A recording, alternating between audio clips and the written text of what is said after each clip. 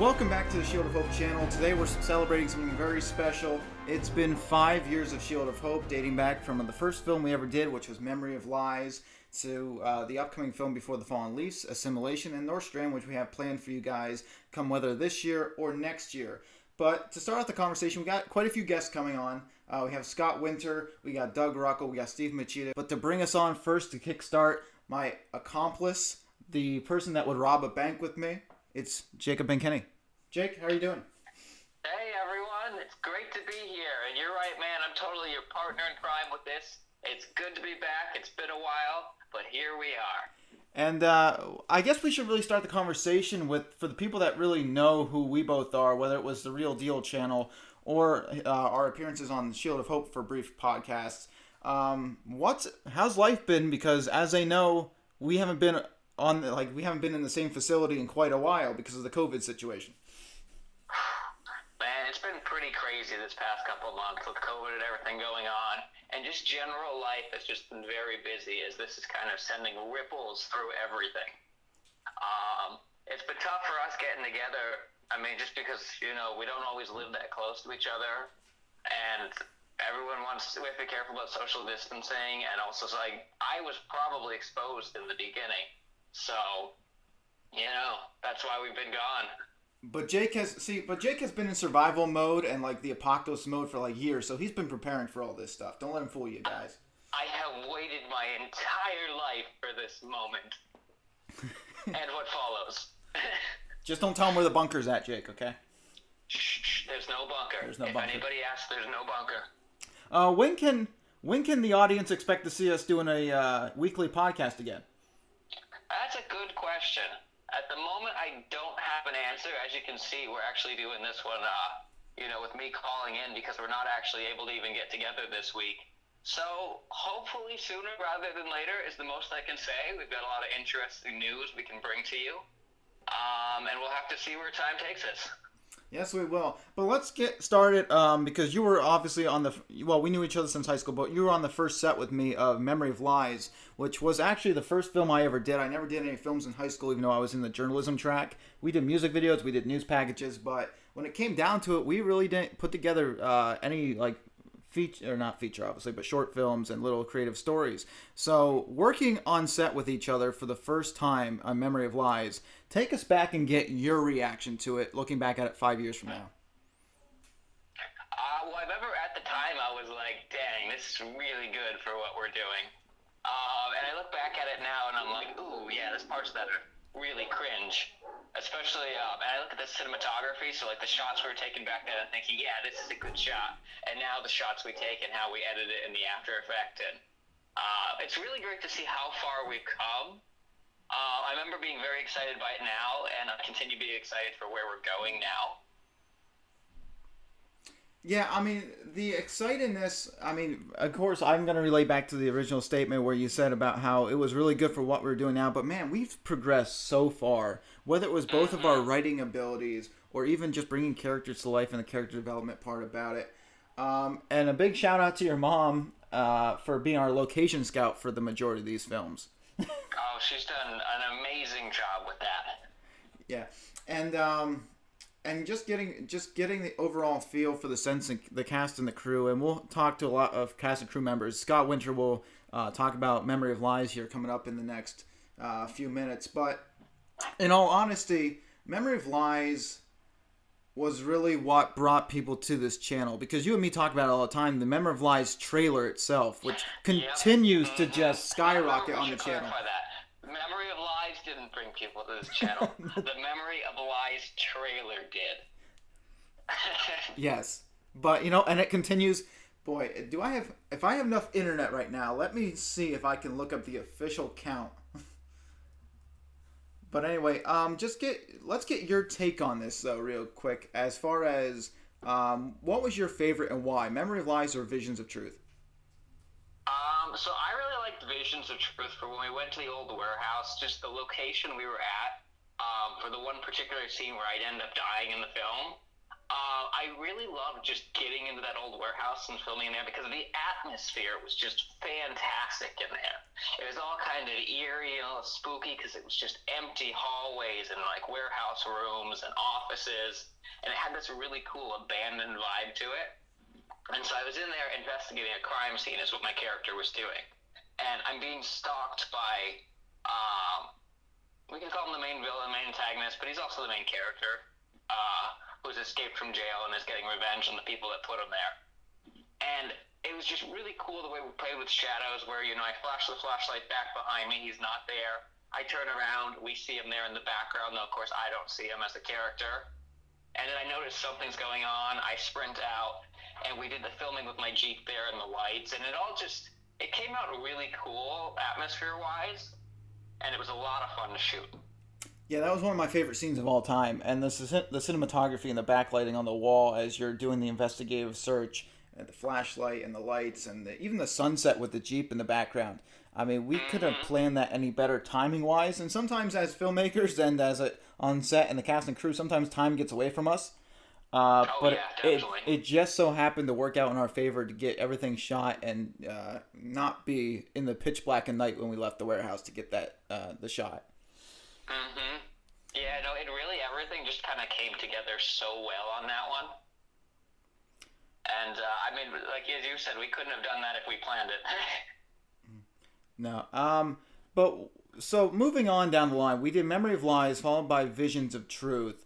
And then we have these, we'll talk about Bus Ride, and then I think we'll transition to A Mile Apart here. Bus Ride, I don't know if you're big, I don't know how many times you've actually watched Bus Ride, if you even remember that film, because it was such early on in the process, because being 3 years ago, even though Agendas was about 2 years ago now, 3 years ago Bus Ride still feels like it's far out there. Oh yeah, I think of Memory of Lies, I'm just like, wow, that was way back there. That was were you still in high school at that point? I'm trying to think. I want to say that I was, though, but it might have been the transition point. But I'm trying to think. Well, we shot it in March. I know I was still in high school for Charlie's St. Cloud, which was some of the precursor film work. I don't remember though. Okay. It's tough to say. Do we have a date? March of 2015 is when it was shot, but of course the channel didn't debut until August 5th. So it comes down to when we did all this. So we probably started shooting it. I was still in high school, and then I got out during it. Okay. Because 2015 is when I graduated. Yeah. Because I had to always remember you're always a year behind me. But honestly, it feels like you graduated with me at this point in time. I don't know. I mean, that's how, stumbled I feel like that with a lot of, your class members. Because I was so close with many people from, your particular year. And age-wise, we're actually, the same. It's just I have that, we had that weird cutoff in Berwick, and so I ended up in the other one. Yeah. Weird stuff, man. But, I mean, just looking back at all these films... and A Mile Apart, I mean, we talked about this. I know you weren't really active on set with shooting A Mile Apart, but you got to witness the fact that we went to a film festival in Tennessee, and it was shot in a week. And your interaction you're watching the father-daughter story that took place on screen. I know you had some critiques about it. Do you want to get into what you wish you would advise me to have done on that film, or just... advise me on any film, or what were moments where we wish that we could do differently? Well, so just to give the audience a quick rundown here. So a lot of times I'm not involved in the direct filming just because of when he's usually able to get the actors doesn't often line up with when I'm able to be on set with my schedule. So normally where I come into play is in the after things have been filmed. He has all the different pieces that he's putting together, and maybe he has one or two more things to film. And so I watch what he has, and I kind of critique that, and I give him some advice and give him some audience reactions. And that's what I do with a lot of the films. Some of the critiques always come down to, we don't have the hardware for this, such as where the sound kind of will cut in sometimes with the music. Other things will come down to, it would have been really cool if you get a shot like this, maybe to round out the film or to open it up, or... this works really well, or this particular movement doesn't look so good, maybe try to cut it. So Mile Apart, that was an important one because we were preparing for the film fest, and so he had done most of his filming pretty early on, because of course we had to just keep moving fast. And yes, I remember one of the things we discussed was some of the actor movements. I was pretty happy with the shots overall as far as like what he could do, because the problem is where he was filming it, there's some signs he had to avoid and things like that. And I may have rambled off the point a little bit there, but that's kind of just generally where I come into play. What was the question again? We could talk about critiques with any film that we've done, and like looking back, we wish we could have did this too. It doesn't have to just be for A Mile Apart, but I mean, specifically, I remember going over to your house to watch The Mile Apart before. Like, it was like in the daily. Like, I'm gonna say it had to be submitted on like Friday, and I think I showed you it on like a Thursday. Mm-hmm. I remember I came over. It was somewhere around like there. A later stage of it in your basement too. Yes, and I know we talked about expanding the scene, because for the audience that doesn't know it, and I'll pull up clips on screen here for you guys to see, but when the father, Steve Machita's character, is looking for his daughter, we expanded that scene, and that was actually Jake's, here, can you put a few more shots of him, like, swirling around in the woods, you know, like, looking confused and, like, shouting her name, trying to find her. And I wish we would have got more for that, and actually the whole film, if it didn't have to be, like, a 10-minute limit cutoff, I wish we could have expanded a little bit more about like the hunt, or at least the try to find. Mm-hmm. Yeah, no, I remember that now. It was too quick in the initial one, and so you lost some of the emotional impact that comes from a father desperately searching for their child, anxious over what condition they're in. And so that's where I remember that now. Yeah, mm-hmm. It's interesting because sometimes, like, so I watch, and a lot of those reactions I give are sort of in the moment reactions, just based on sort of instincts for, so I'm mostly storytelling is my side of things, and it's more instinctual a lot of times, so thinking back on it, I'm like, what exactly did I say? Oh, okay, that's what I said. Yeah, I think the only film, and this is getting down to like pacing and editing, I think the only film we were both on board with was Agendas, of how good the pacing was. Mm-hmm. I think we both had our little critiques, and some felt like, even with Fight For Me, some felt it went faster, some felt it went slower. And the same can be said for A Mile Apart. I think both of us had disagreements on like the pacing aspect of it. And Visions of Truth, let's be honest, there was no pacing with that one. That's my fault. Yeah. But I mean, there's different areas as creative artists that we both and we're trying to find the happy medium. And I think it's great that we can both be friends in this whole process. And you know, it just so happens that our careers kind of line up too, which is ironic. Yeah, something like you're saying there, and I think it's kind of great, is we do have very different storytelling styles. And in general, I mean, you like to have sort of a light and dark diarchy going. Meanwhile, I really like the gray medium. I like to work with characters that are really complex, and they're not good or bad. They're just complicated. And so it is like, that's probably where we clash the most, is on how we create our characters and how we portray our characters. But we're still able to always have a nice discussion and give each other critiques and advice as we progress. Yeah, I always say that I come from the school of George Lucas, and this isn't a shot at George Lucas, but I'm more the person that focuses on the camera work and the visuals and telling characters on screen and trying to capture emotions. Unlike the character development inside, I know you're a big believer on developing characters on the inside too, and giving them an extra arc to them. Me, I'm just more focused on the camera and trying to get these cool shots that line up, and it is a flaw in mine not trying to go deeper into the arc. Can we agree on that? Oh yeah, totally. I remember there was that one time where, so you really like absolutes, and he's like, yeah, I like to have the absolute light and the absolute dark, and I was like, only a Sith deals in absolutes, Donnie. We throw Star Wars references around all the time in case nobody knows, but everybody that watches this channel should know this by now, so I mean... If you're familiar with Real Deal, you 100% know that. But So if you're a Star Wars fan, make sure you go subscribe over there if you're not already. Looking for... Well, we got to get more content out over there, Jake, before we start telling them to subscribe, otherwise they're not going to go join it. There's a lot of content there. You can go back. You can see our reactions to The Last Jedi as we're just knocked speechless by the trailer to Rise of Skywalker and things like that. And also, some good moments. The fact that we didn't cover the Rise of Skywalker just shows we didn't want to deal with that. We didn't want to touch that one with the pole. No, but we're touching it right now, so. We're always touching it. It's in our souls now. That sounds so wrong on microphone, but that is what it is. Anyways. Let's see, wait, there's a question I was going to ask you there. What was I thinking now? Oh yeah, some of the, so what's your favorite scene that hasn't shown up on camera? Because I know we filmed, a plethora of scenes that actually haven't made it to the screen for the audience to see. What's one of your favorites of that? And not counting any upcoming films. Maybe some of the, let's call it the lost footage. The hidden lost in the archives. footage. I like, and mostly everything we shot has made it onto film, so I don't know if there's anything the audience hasn't seen. But I'll tell you what, I do wish that we had blooper reels running nonstop. Oh gosh, yes. I mean, because the Mr. Coffee era, that was pretty good. You guys so we make some of these references and we have some bloopers every once in a while, but like it's really like unless you're there and you see it all, it's hard to understand how ridiculous some of the filming actually ends up being.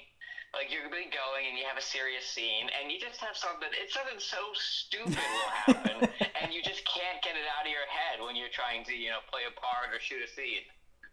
And then it turns into like Christmas gag gifts too. Yeah, oh yeah, it always evolves, the good ones. But as far as, if I had to think, and no upcoming films you're saying, right? Nope, no upcoming. I mean, it could be like a paused film though, so like you can do the sci-fi. Like where we had the fight scene and such like that. Would it count if we started filming an alternate ending and didn't continue it? Would that count as part of your question? Yeah, we can count that. Okay, so Fight For Me had two different endings. Fight For Me, the original Fight For Me was he was actually going to die. Mm-hmm. And it didn't turn out that way. Because, again, dealing with lights and darks and stuff like that, I thought it would be a more compelling story if, he was able to come back and, like, then signaling to the audience that he could potentially knows what he's fighting for now. And not, like, he's going to take up boxing again or whatever, but, like, he's understands, like, that he spent too much time on things that he didn't truly love and he should have cared about something more. So he might focus on the future and actually settling down and understanding what love is and not just for the love of a sport or something. I remember we got to that discussion because we talked about what kind of message do we want to send with the end of this film. I think it's always important to kind of have you don't need to force a message down the audience that's short, but it's good to have an awareness of, so what are some messages people might interpret? And I remember that's where we made some of the changes there. It was like, what kind of message are we trying to send, and does it work in how we initially had it? Also, the first time I had people cry over a film that I produced. Mm-hmm. Yeah, I mean, three people opening night teared up, and other people sent me messages when they watched it on YouTube and Facebook that they teared up. So, I mean, it wasn't just me, but I was crying for different reasons, because I was crying because, is this thing done yet? Mm-hmm. Yeah. I mean, that thing, what was it? Now, obviously, when we talk about Visions of Truth, that was the yearly long project. It took a whole year to get that thing produced and out. Fight For Me, albeit that it was still 15 to 20 minutes, that was a good 5-6 month process itself. So at a certain point in time, and I don't know if this is a good thing or not, I'm going to be open with the audience, but at a certain point in time to get projects done, I know where I'm at. Say I'm halfway done with the film. I will set a date and I will get everything like in my head. I'm like, okay, if I put the date out online, it's got to be done by then. So it gives me motivation to get moving. Mm-hmm. And again, I don't know if that's a good thing or not. But sometimes you get into that final stretch and you're like, I just want it done right now. Yeah. And so that's sometimes an area where you can kind of slip up a bit.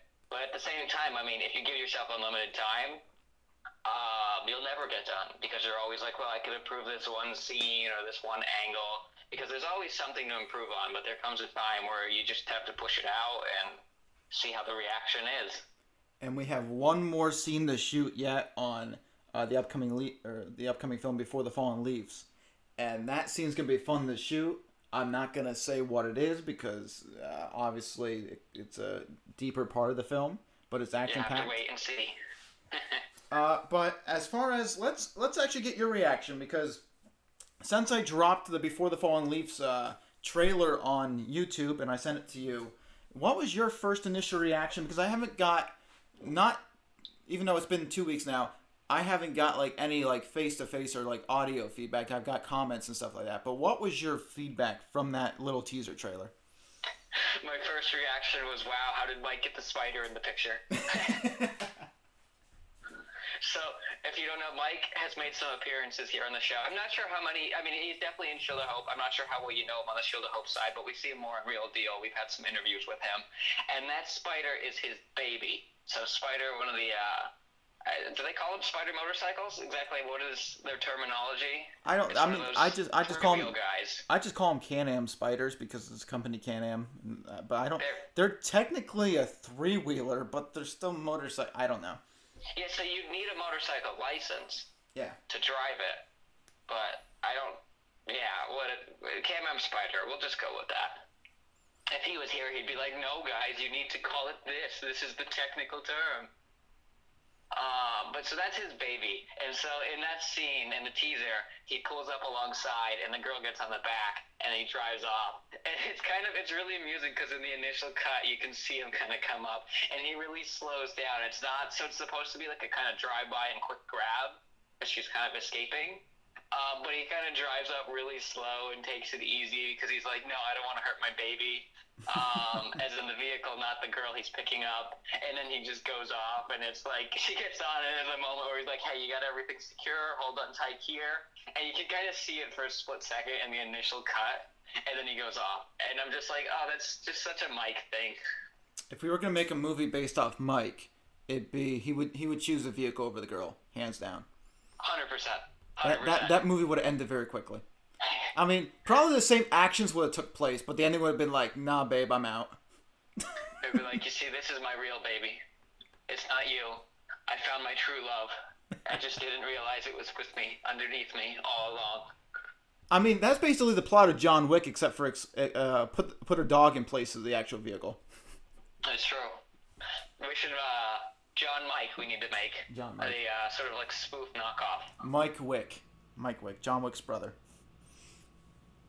Well, that'd be a fun production. That'd be just follow. We could do it in documentary format too.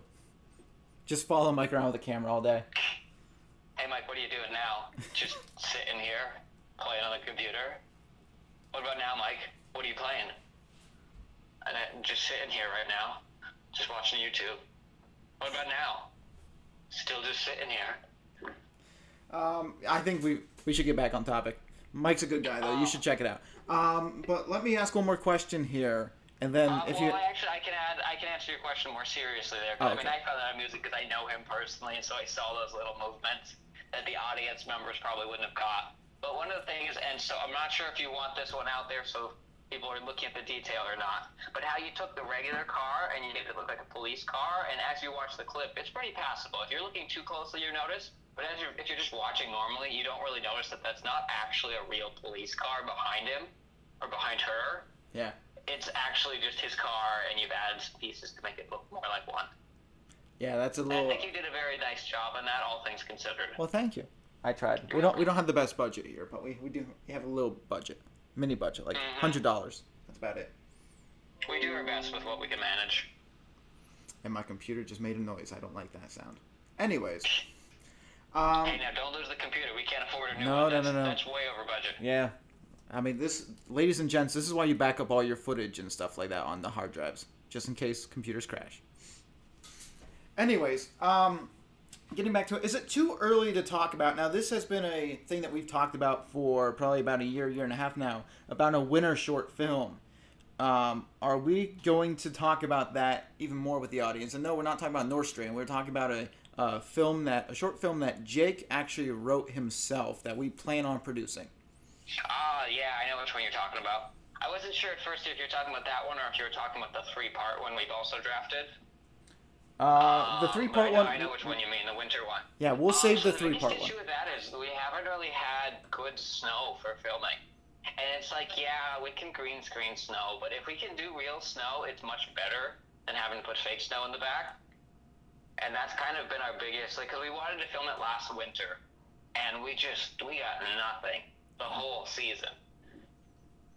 Even filming Nordstrand for that short period of time, we only had like 1 or 2 good days, and that was it. Like it's truly amazing. But you know what? And I will say this real quick for the audience out there listening: we have official merchandise now.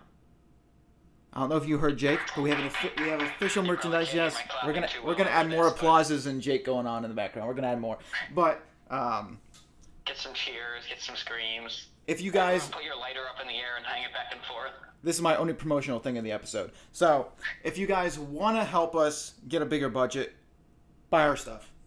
It'll help. Maybe we can buy a trip to Canada to actually film.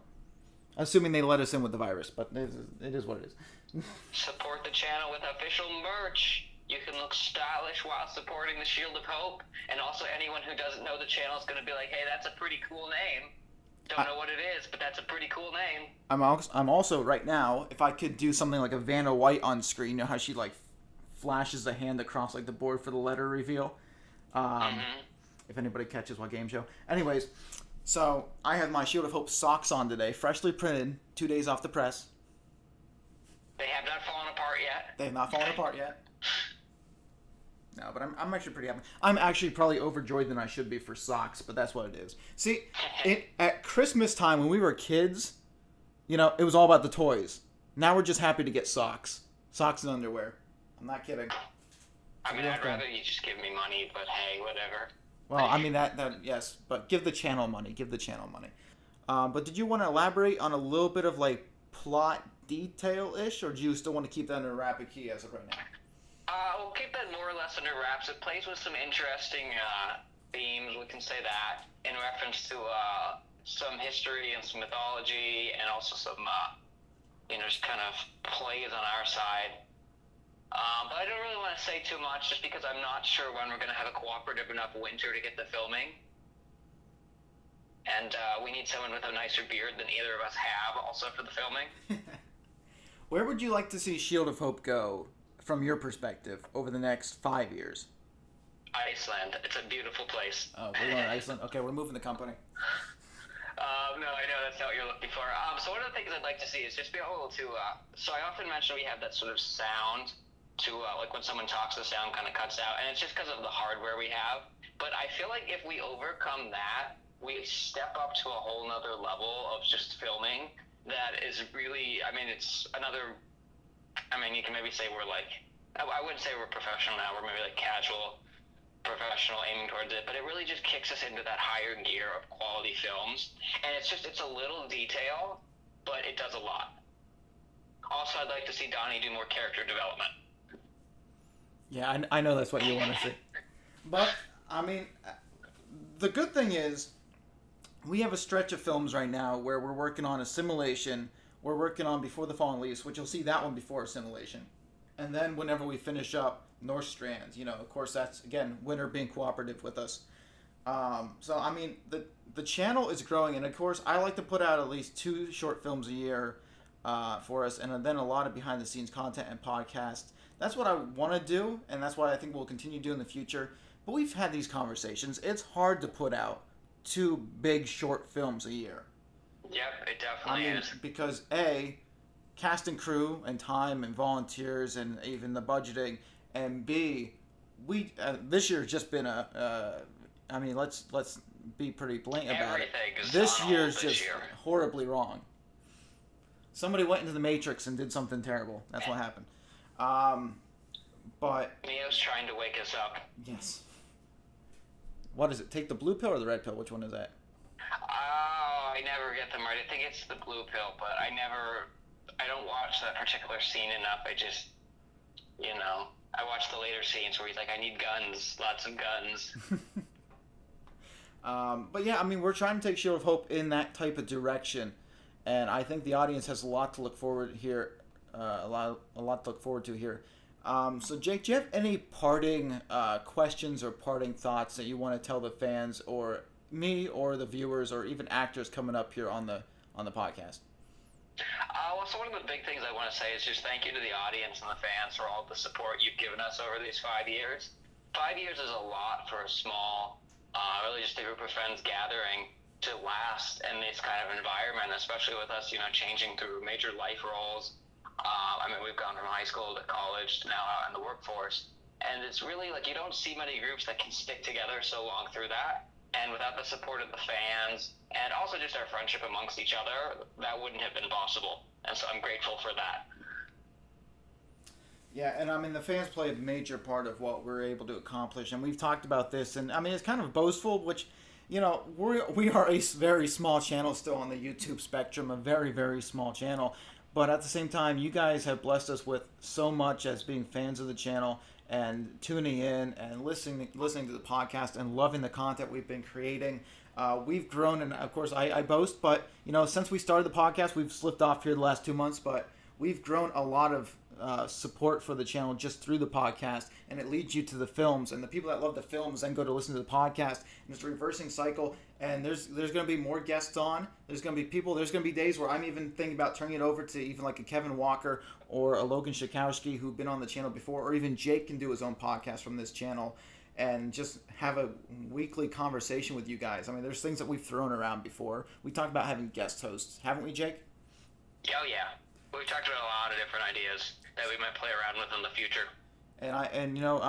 Of course, we would love to start now in 2020, but there's things that we are going to have for 2021 coming up that we're already dead set in, and I can't wait for you guys to see what we do. So, Jake, thank you for joining us here for this segment, and we're going to turn it over to a few more cast and crew coming up here. So, Jake, thank you for your time, and we will talk to you soon. Anytime. Have a wonderful day, everyone.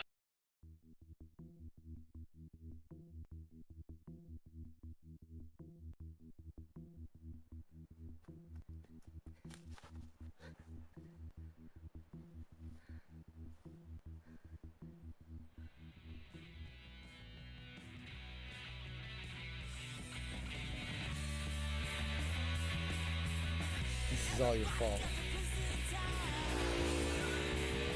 You never hurt anyone. Lauren? I ask you one thing. Stay away from Kate Clemens.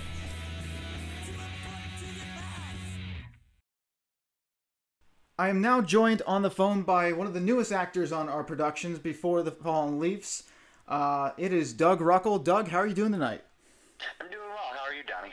Pretty good, and welcome to the Shield of Hope family. It's your first time on, of course, my productions, but have you ever been on other productions, whether it be for other college films or even like music videos? Because I know you have a band, and some people will hear songs from your band actually in this upcoming film. So even if you want to talk about that a little bit, so have you been on anything or in the field of productions?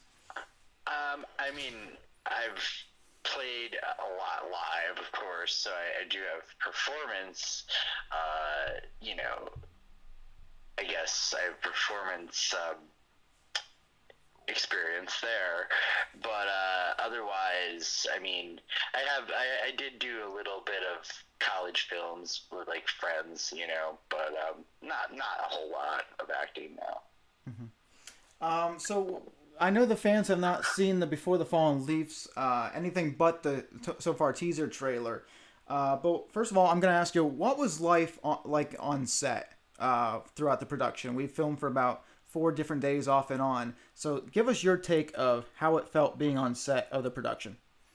I thought it was pretty fun. It was pretty low key, and I was excited. I thought it was pretty cool, and the end results that I've seen so far have been tremendous. So I don't know. I'm one of those people that like go for the end result, and that's what I'm excited for. I know that processes sometimes take a little while, and I know the art of anything, making music or making movies, it can take a little bit, but the end process is why you do it, I guess. Yeah. Do you have a favorite moment on set so far? There were lots of little funny parts, like not in the movie, but like just I guess Sydney using the onion to try to make herself cry. It made me laugh pretty good. I think she was a sweet kid, but it made me laugh. There were some little things that she really couldn't make herself cry at first. So now, getting in the character, how easy or difficult was it to find the part, like what I as a director and my producers and stuff like that we were looking for? So was it easy? Was it hard? And what was it like getting into the father character? Well, I have kids that are kind of a little younger than Lauren would be her character name. And so I guess I was kind of putting myself to be really angry as my kids, I guess. So, like, if I mean, I wouldn't be that way, but just, I mean, extreme. If it was extreme, I guess that was kind of my thought, I guess, to a degree. But I mean, we're gonna get you on the podcast here to talk a little bit about acting in general and the band and the musician side of things. But yeah, I wanted to get your perspective because, again, with this being the 5th year of Shield of Hope, we want to say welcome to the family. And I also have a special gift for you here, whether I see you next time in person or I send it to your address. We got some Shield of Hope merchandise, and there's actually Before the Fallen Leaves merchandise coming out. So I got a special gift for you I'll send your way. Sydney actually got hers already because nice. I've seen her more than you so far because closer distance. But yeah, thank you again for being a part of this. And Thank you. Do you have anything that you can say to whether it's the audience that's going to watch this upcoming film, or whether it's criticism for me about what I can do better in the future on set or directing? I think you do a really nice job, and again, I'm not like a professional actor or anything, so I haven't had a ton of experience, but from what I've seen, you know what you're doing, and I like how you interact really well with. I mean, this is my thought was that you interact really well and make it pretty easy going. So if I were to start somewhere, I think you're a good place to start. How about that? Well, thank you. I appreciate that. Yeah. But anyway, Doug, thank you, and thanks for being a part of the family, and I'll be in contact with you again soon. All right. Thank you very much, Johnny. Yep. You have a great night. You too. Thanks, Doug. All right. Yep. Thanks.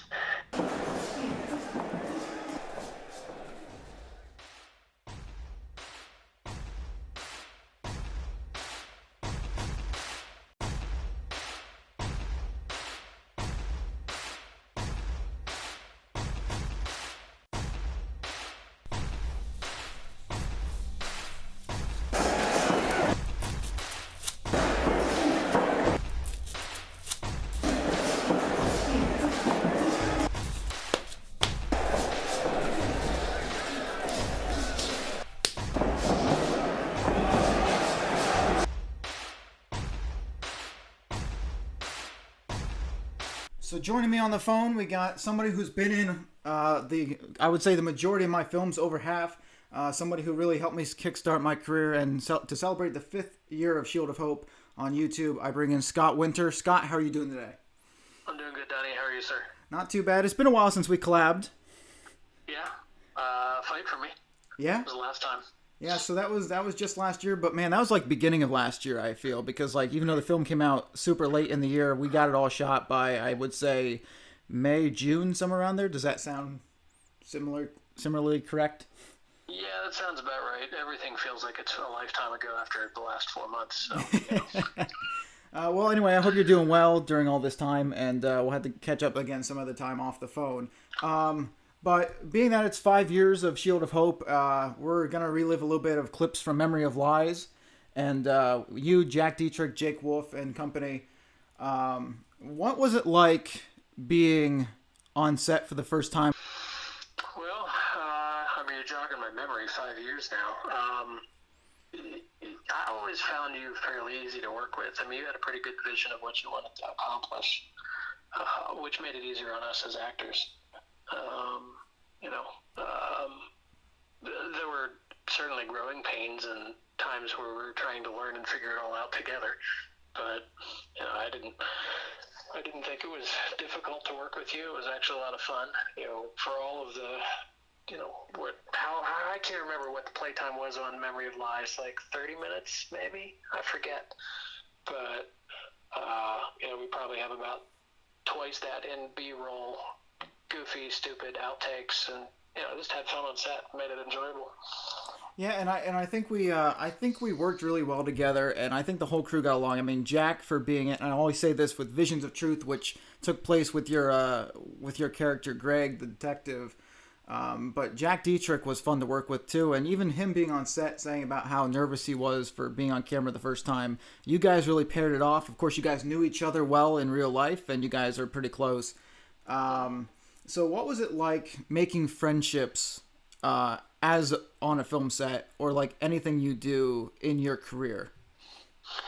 Well, I mean, I'm an extrovert by nature, so for me, making friendships is not a challenge.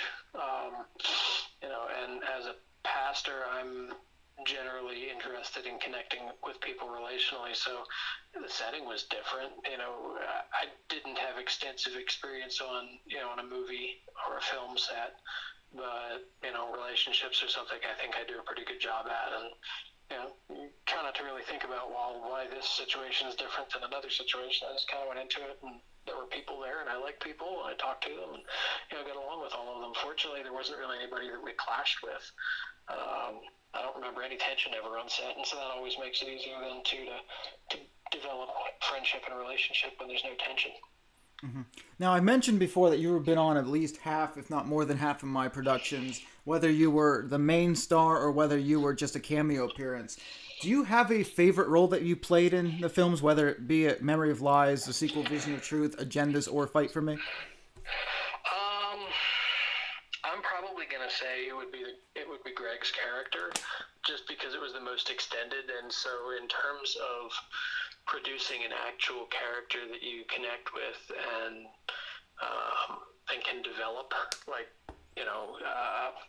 that really felt like I had the most connection with Greg. And so that was, and like you said too, working with Jack was a lot of fun. Working with Benkinney was fun too, even though it wasn't a ton of time on camera with him. But that whole crew for Memory of Lies and Visions of Truth was fun to work with. So I would say that little pair of movies.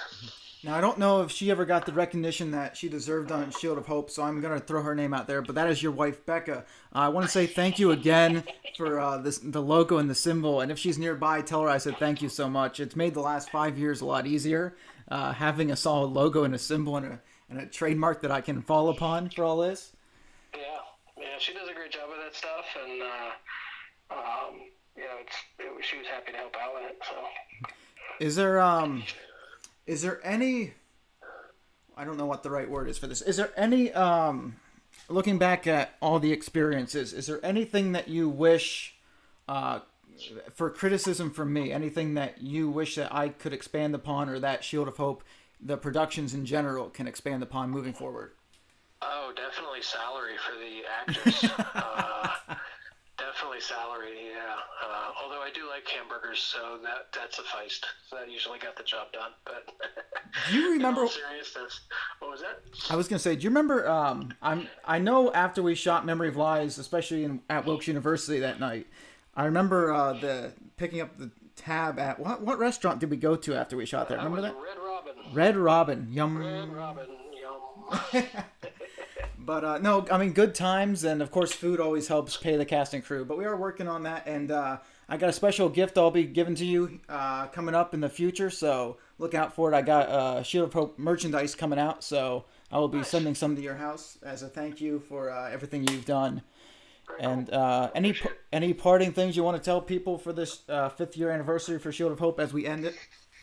No, just I guess sit back and enjoy the ride, because if I know you've probably got a half a dozen or more projects already on queue for the next few years, and you're not the kind that's going to just sit back and ride on your first few years of success. So the rest of us that are watching from the distance at this point or involved, just enjoy the ride, and I appreciate the opportunity that you gave us to be involved early on. Mm-hmm. And I want to thank everybody that's always helped you and Jack and the rest of the cast and crew and the volunteers that have helped me get to where I'm at, and the films for the last 5 years. And we're progressively getting better. We're not exactly where we want to be yet, but I want to thank you guys from the bottom of my heart. And this is really a give back to the people and the fans and the community that we've grown so far. So again, Scott Winter, Scott, thank you, and we will be in talks to collab soon. I have another project that you might be interested in if we can find the time. All right, sounds good. Okay. Thanks, Scott.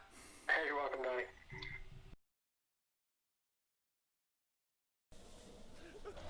This is ridiculous. Yes, I'll hold. How much longer? I didn't expect traffic to be this bad. Yes, no, that's not right, no.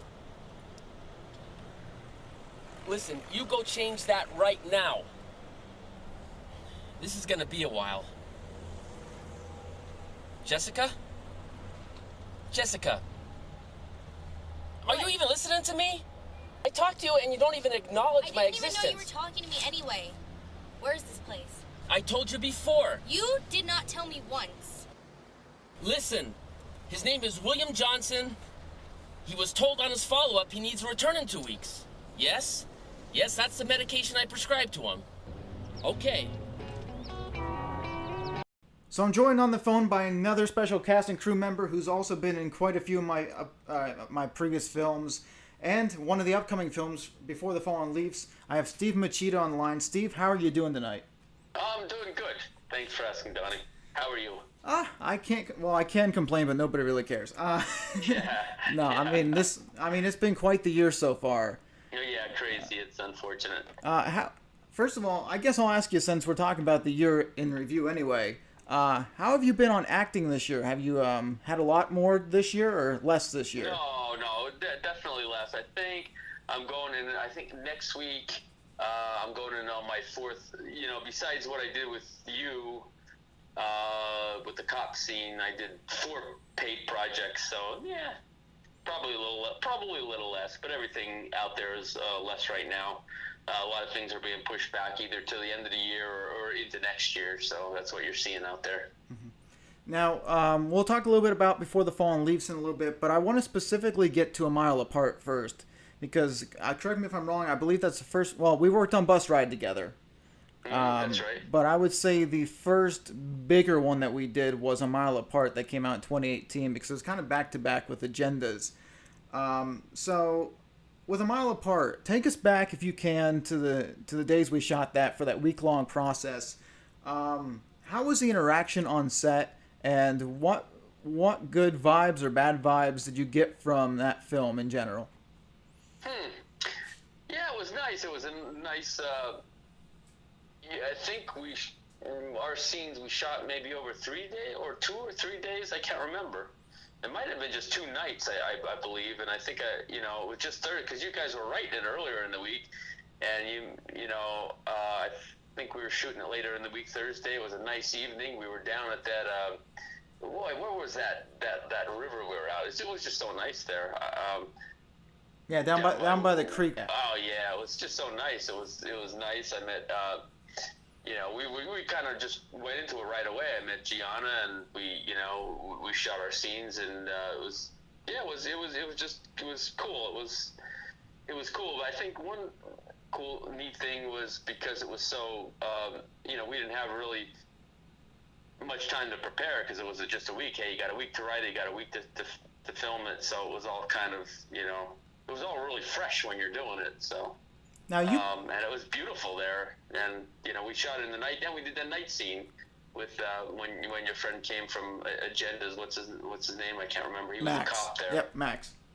Yeah, Max. That's right. Max, and we waited. We had some downtime in there until we shot that night scene, and it was all fun. And then the Friday night, then we did that scene over by the church there. It was. The Faith Assembly Church on that big rock, It was cool. It was a lot of fun. Now, you typically play, from what especially not only on my films, but from other films I've watched, you've played the father figure and a police officer quite a few times, and a detective sometimes. Can you tell us how you get into those type of characters, and what are your motivations that you use, whether translating from script to actual the performance itself? How do you get involved? Like, how do you get into the character's mindset to portray it on screen? That's an interesting question. I have to say that I necessarily I don't. I just try to be as as interesting as possible. I try to read as much as I can, and there was a book I read that was called The Secrets of Screen Acting, and his method was, which I adopted more, is that, try to, you want to interesting, you want to have you don't want to overdo it with facial expressions, but it's what the camera sees in the end and what the camera, picks up. You could actually feel something. I learned in my experience, you could actually feel something inside, but have trouble portraying it on screen. Every method's different. Yeah, I think you got to pick what's best for you. But I just try to be conscious of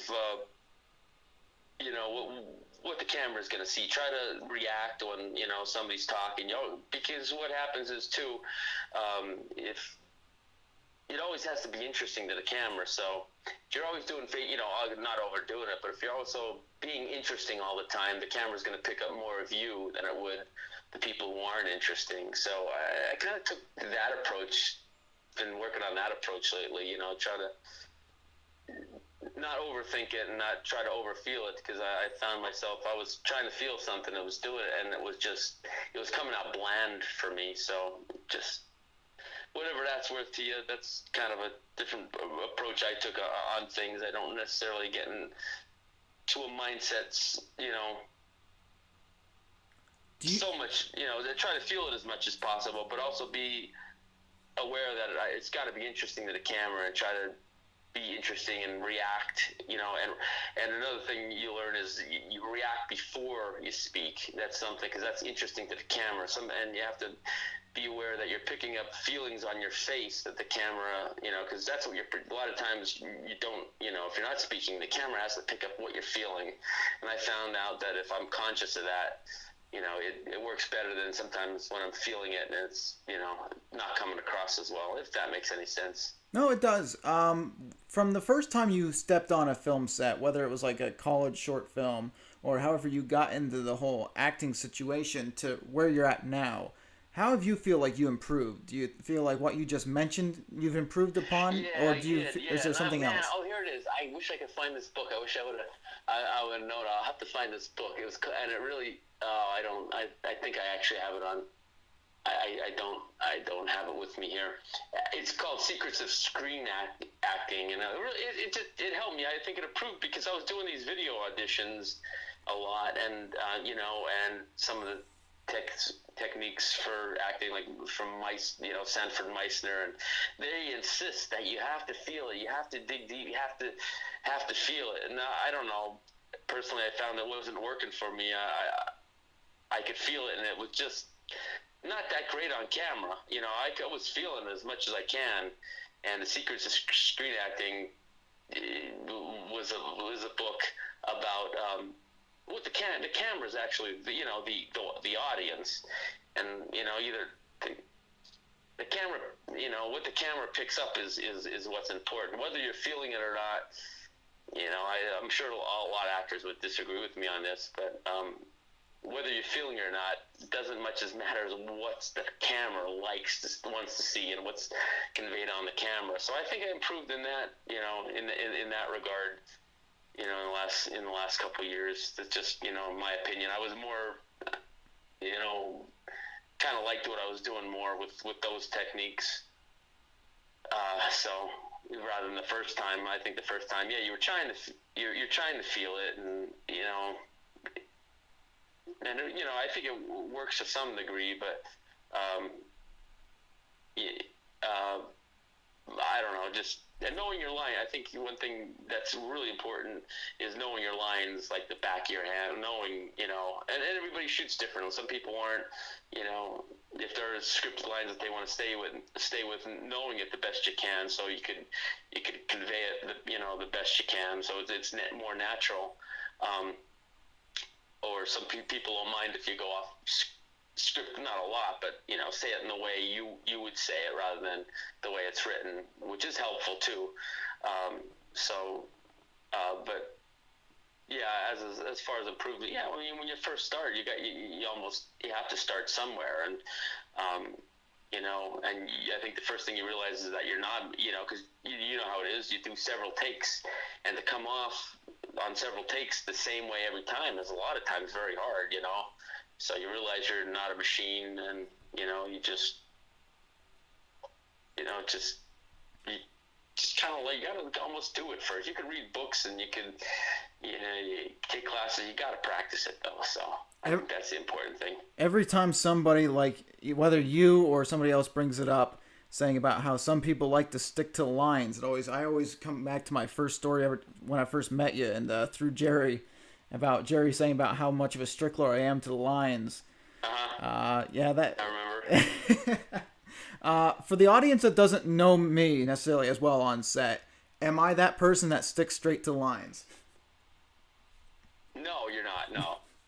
What would you? It was tough, that first one. That was real hard. That when we did Bus Ride, because the script changed. I don't know if it was both of you or the script. Like, I was working on the script, and it was pretty. It was pretty long. It was like, it was 7-8 pages or so. It was a lot of dialogue, and then Jerry. I remember Jerry. Emails. Oh, the script changed. And I said, I can't. This is like crazy. I have this all down, and I got another week to I know there was a lot of changes. So, but I think we kind of blended together in the end.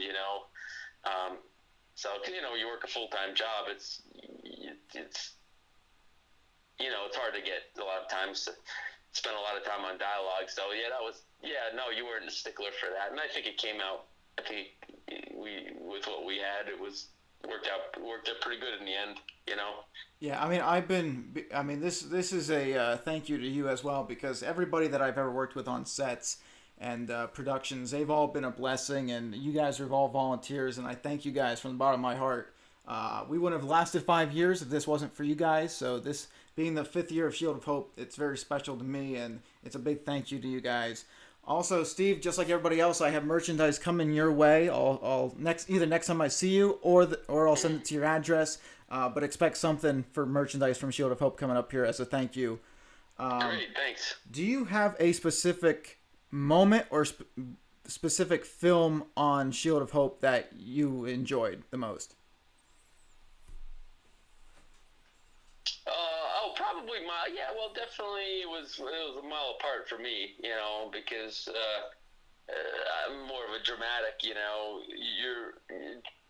I like the dramatic stuff, a little bit more, and not well, I guess Bus Ride was too, but I think the story, it just had a nice story too, and that was kind of special to me. It was fun, and I think to me our outdoor scenes were so cool, on that film, because the Bus Ride was inside. It was all inside of a bus, so those outdoor scenes really came out nice. They really came out great. I thought so.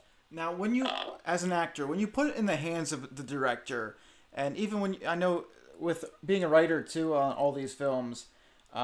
Sometimes there is a barrier between what I write and what I direct, and I take more if something visual looks better than it does on paper, I'll do it that way and just film it. And sometimes I'll leave out lines on paper. Sometimes I'll include more lines depending if I'm on set. How much trust do you have to have as an actor to get the right vision? And has any of the films that I produced, whether it's A Mile Apart or whether it's, I know you haven't seen the Before the Fallen Leaves yet, but Agenda's the scene you were in. Have any of them turned out differently than you thought in your own mind? That's an interesting question. I would say almost everything. Yeah, it always surprises me the way things look on camera, truthfully, because you almost don't know what it's going to look like. I have to kind of say that from everything I've ever been involved with. You almost don't know. I don't even know. I get nervous sometimes. Oh boy, what's this going to be like? You know what I mean? Usually I'm pleasantly surprised. But it's different. You just don't know. You just don't know from the perspective of the actor. You don't know what the camera's seeing, actually. So you do your best, and it's all a surprise at the end, Mm-hmm. To me it is, to me that's where it all comes together at the end, because you're doing these scenes, and I don't know if if you shoot, I don't know, I can't remember. I think most of the stuff that we did, no, we didn't. I mean, because you're shooting out a sequence, because you don't. I remember a mile apart, we had to do the scene. Did we have to do the scene where she fell off the cliff the first night? So you're always shooting out a sequence, so you can never get the vision of the whole thing. You know what I'm saying? That's my perspective. No, I mean, I completely understand, because sometimes as a director, and I've done this, Visions of Truth was really my learning point for me, because we had to shoot, obviously that was shot over the course of a full year, because it ended up being a 45-minute film, which is by far still my longest I've ever shot. But at the same time, when you're juggling back and forth, I always say that film to me was a learning point in my career early on back in 2017. Sure. But it helped me organize different scenes, because with that film, there's so much I shot out of order that you go back and you think you're done, and all of a sudden you need another scene that, you forgot this, you forgot this. Oh, wow. And that's why it took so long for that one. But there was so much learning behind it. No, sure. When you're first starting anything with anybody, actually almost anything you do, your first, whether it's songwriting, painting, art, or even construction, you kind of learn as you go, and you learn from any kind of process. So yeah, I'm sure what you're saying is it's so true. Yeah. Well, I'm going to end this, and I'm going to let you speak directly to the audience here that's listening with us today. Can you, if you have any advice for young, aspiring, or even, older aspiring actors that just want to be involved with short films, and they don't got to be acting, they just got to be, they could sign up for all the different production websites and casting websites. What's your word of advice / motivation for them? Oh, man. Huh. Wow, that's a tough one, and I just got booked on something. It's an interesting story, because the guy was, I just go off track a little bit. I guess there's something going on Facebook now where people are hacking into messengers, and you're getting messages from people that aren't actually sending them. Are you aware of that? I don't know if you were. I got one. It was from my aunt who reached out, and it was some kind of scam, you could tell. Well, I got this email over the weekend, and the guy said, "Hey, I got something you might be interested in." I'm thinking, okay, it was an actor I worked with before. I thought, and I haven't talked to him in 2 years. And I said, somebody hacked his account. He's asking me about something, and then he had to keep asking me. And then he said, "Well, we worked on Revelation Blue." And I'm thinking, I'll have to call. I was at a wedding. I said, "I'll call you after the wedding." And we talked a little bit, and he gave me some good advice. He said, "You can't work." I said, I did the spokesman for this commercial, and I thought I did really good. So when this stuff comes up, I'm submitting it, but I'm not getting any work. He said, "You can't." He said, they're looking for specifics. They're looking for something, and you might be great at the way you did it, but it's just kind of not what they're looking for. So you can't take it personally, and you just got to move on. He said, when they finish with you, you just focus on the next project, and you don't take it personally, and because there's other, depending what the project, if it's commercial per se, there's clients that are involved sometimes that are looking for a specific look. It could be a look they're looking for, and all you can do is the best job. You're an instrument, and you could be the best. Do the best you could do in that part, and it might not be exactly. You might do it great, but it might be a certain look that the casting director is looking for, and you can't take it personally. And you just try your best, and if you let it get to you too much, it could get discouraging, because there's a lot of competition out there, and you just try your best, and you'd be surprised. And the stuff you do get sometimes surprises you. You think, well, this might not be something that would suit me, and that might be the thing you end up getting. Or they might cast you for something else. Say, well, okay, we like you as this character. You try out for maybe a father part, and they said, well, we like you as the uncle part. So, and it's just full of surprises, and you do the best you can do, and and just don't take it personally, and and move forward. So Well, Steve, because it's a numbers game. You know, you got to remember too, Indiana, just real quick, it's a numbers game because you got to submit for a lot to get a little. Unless you're extraordinary or something, and you have the look all the time everybody's looking for, which is probably not going to happen. But it's a numbers game. You got to submit for a lot. You'll get a small percentage of that, and just have fun with it. If you're not having fun with it, you probably need to do something else.